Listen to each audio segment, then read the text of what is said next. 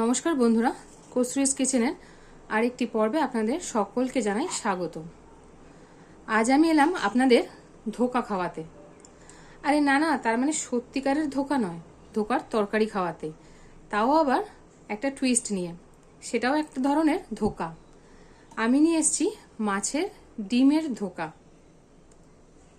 চলুন তাহলে দেখে নিই এটা কি করে বানাতে হয়।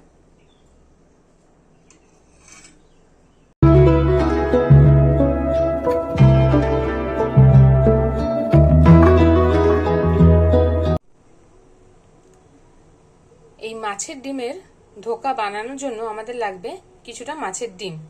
রুই মাছ বা কাতলা মাছ আপনারা যেটা পছন্দ নিতে পারেন। লাগবে পেঁয়াজ কুচি, টমেটো কুচি, কাঁচা পাকা লঙ্কা কুচি, ধনেপাতা কুচি, আদা বাটা, রসুন বাটা, একটা ডিম। এছাড়া লাগবে লঙ্কা গুঁড়ো, হলুদ গুঁড়ো, জিরে গুঁড়ো, ধনে গুঁড়ো, বেসন আর নুন। আর রান্নাটা হবে সর্ষের তেলে। একটা বড় জায়গায় আগে আমরা মাছের ডিমটা নিয়ে নিয়েছি।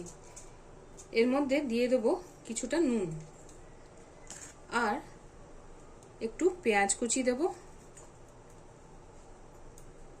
আর একটু কাঁচা লঙ্কা কুচনো দেব।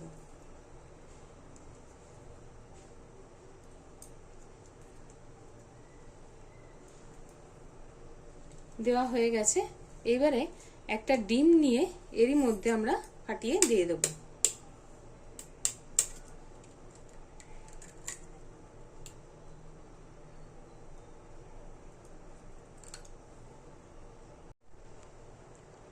এবার এটাকে খুব ভালো করে হাতের সাহায্যে ভালো করে মেখে নেব।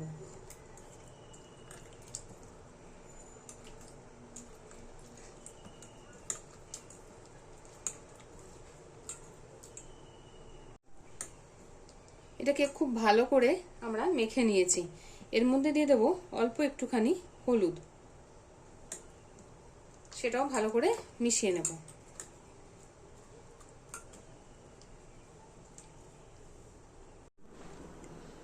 প্যানে আমি সর্ষের তেল নিয়ে নিয়েছি, সেটা গরম হয়ে গেছে। এবারে এই মাছের ডিমের মিশ্রণটা আমি এতে ঢেলে দেব।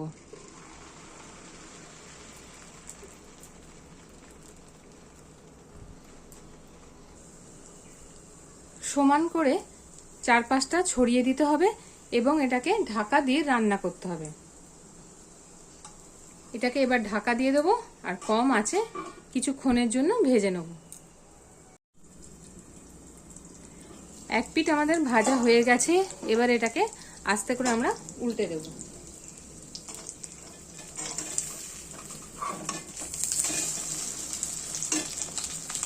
অপর পিঠটাও এবার ভালো করে আমরা হতে দেব। অপর পিঠটাও ভেজে নিয়েছি। এবার একটা ছুরি দিয়ে ভেতরটা দেখে নেব ভাজাটা হয়েছে কিনা। তো ছুরিটা কিন্তু আমাদের পরিষ্কারই বেরিয়েছে, তার মানে এটা সম্পূর্ণ ভাজা হয়ে গেছে। এবার এটা আমরা নাবিয়ে একটা প্লেটে ঢেলে নেব। এবার এটাকে আমরা একটা প্লেটে ট্রান্সফার করে নেব।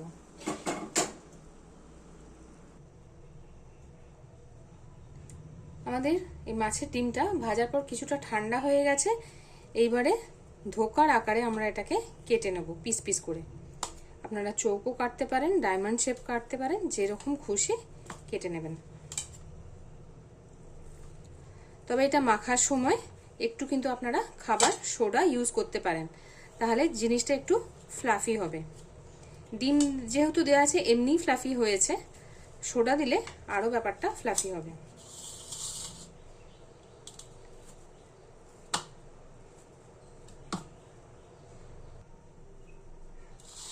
এইভাবে পিস পিস করে আমরা ডিমটা কেটে নেব। এইবার চলে যাচ্ছি আমরা পরবর্তী স্টেপে। ওই একই প্যানে আবার নিয়ে নিয়েছি সর্ষের তেল। ওতে দিয়ে দিতে হবে গোটা জিরে আর শুকনো লঙ্কা ফোড়ন। এটা আমি উপকরণ দেখানোর সময় দেখাতে ভুলে গিয়েছিলাম। আর দইটাও লাগবে, সেটা আমি পরে অ্যাড করব। এটা একটু ভালো করে ভেজে নেব। ফোড়নটা ভাজার গন্ধ বেরিয়ে গেছে, এবারে এর মধ্যে দিয়ে দেবো পেঁয়াজ কুচোনোটা।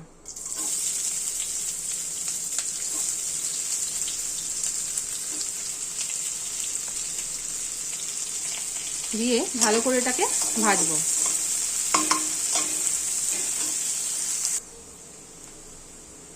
পেঁয়াজটা ভাজা হতে হতে এর মধ্যে দিয়ে দেবো রসুন বাটা,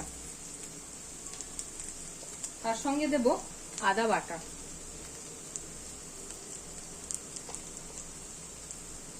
এগুলোও ভালো করে ভেজে নেব।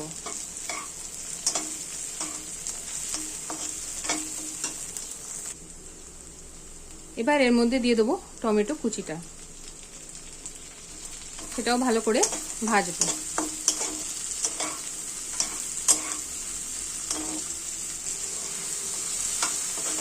পেঁয়াজ, আদা, রসুন, টমেটো সব ভালো করে ভাজা হয়ে গেছে।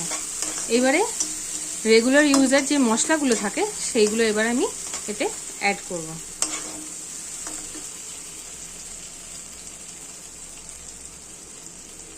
হলুদ, লঙ্কা গুঁড়ো, জিরে গুঁড়ো, ধনে গুঁড়ো। এটাকে এবার ভালো করে কষাবো।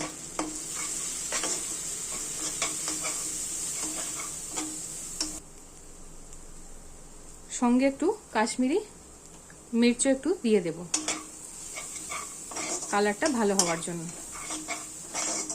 ভালো করে কষাতে থাকবো।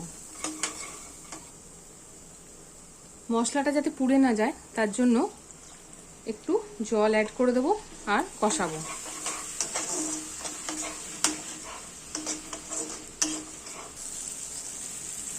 মশলাটা কষে আমাদের তেল বেরিয়ে গেছে। এবারে এখানে দিয়ে দেবো অল্প করে একটু বেসন। এটাও আমি ভালো করে একসঙ্গে কষাবো। অনেকে কিন্তু মাছের ডিমের মধ্যে ভাজার সময় বেসন বা ময়দা ইউজ করে, তাতে হয় খুব হার্ড হয়ে যায়, বয়স্করা কিন্তু চিবোতে পারে না। সেই জন্য ওখানে কিন্তু আমি বেসন মেশাইনি। তবে এখানে বেসন মেশানোর কারণ হচ্ছে এতে আমি দই অ্যাড করব। দই দিলে হয় কি অনেক সময় ফেটে যায়, ছানা কাটা কাটা হয়ে যায়। সেই জন্য এই বেসন বা ময়দা যদি মশলা কষার সময় দেওয়া হয় তাহলে আর দইটা ছানা কাটে না। সেই জন্য আমি এখানে একটু বেসনটা দিলাম। কষিয়ে নিয়েছি ভালো করে মশলা। এবারে এখানে দেব দই।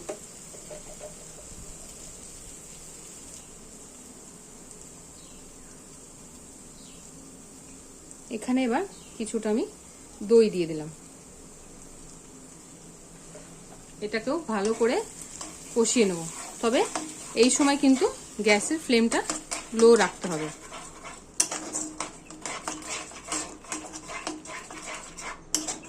এটাকে ভালো করে কিন্তু কষাতে হবে। দই দিয়েছি তাই জন্য অল্প একটু স্বাদটাকে ব্যালেন্স করার জন্য দিলাম চিনি। মশলাটা সুন্দরভাবে কষা হয়ে গেছে। এবারে আমরা দিয়ে দেবো জল। তবে জলটা একটু বেশি দিতে হবে, কারণ ডিমগুলো এতে ফুটবে আর ডিম কিন্তু ঝোলটা টেনে নেয়। তাই আপনারা যতটা ঝোল আপনাদের দরকার ঠিক ততটাই বা তার একটু বেশি জল দেবেন, যাতে এটা পরে ঠিকঠাক হয়ে যায়।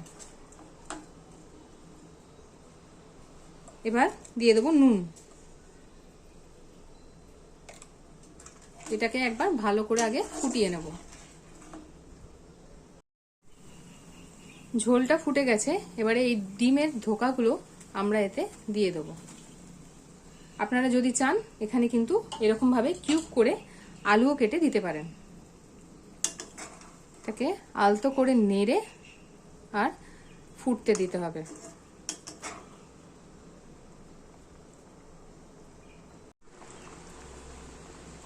ব্যাস, আমাদের ঝোলটাও ফুটে গেছে, ডিমের ভেতর অবধি সব সেদ্ধ হয়ে গেছে।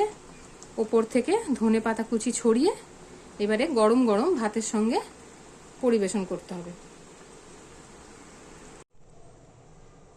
কি বন্ধুরা, তাহলে বলুন তো মাঝে মাঝে ধোকা খেতে ভালোই লাগে। তাহলে আমারও এই রেসিপিটা যদি আপনাদের ভালো লেগে থাকে তাহলে লাইক, কমেন্ট, শেয়ার ও সাবস্ক্রাইব করে আমার পাশে থাকবেন। রেসিপিটা একবার ট্রাই করবেন। আমি একদম অন্যভাবে দেখানোর চেষ্টা করেছি।